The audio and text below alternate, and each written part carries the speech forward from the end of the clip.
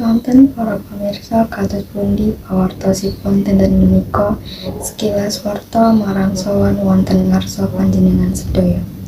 Kathah pawartos ingkang aktual, tajem lan pinercaya sampun kesempataken kagem panjenengan sedaya kaliyan kula Septiani Herya Puspitaningrum. Kecelakaan ing Pantai Parangtritis. Kecelakaan segara Bali kedadian ing Pantai Parangtritis dina Minggu 19 November 2021 sekitar Gubuk 1 waktu Indonesia Barat. Kecelakaan iki nimpa 3 bocah wadon yaiku Niki Fitriani 15 taun, Marini 38 taun, lan Sunarti 39 taun. Ketelune warga Sragen, Jawa Tengah. Kronologi kedadian kawitan pas rombongan keluarga saka Sragen, Jawa Tengah plesiran ning Yogyakarta lan adus ning Pantai Parangtritis.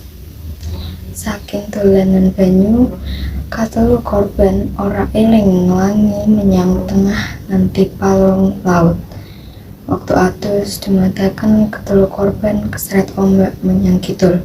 Ujar Brigadir Soeharto, anggota SAR Polairut Polda DIY.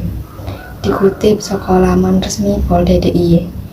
Untunge korban cepet bisa dievakuasi, dadine ora ana korban jiwa jero kedadian iki.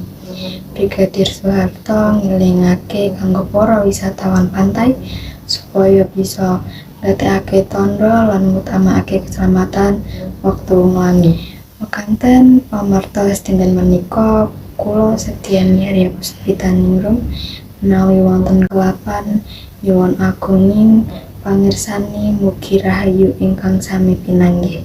Matur suwun, sugeng santen.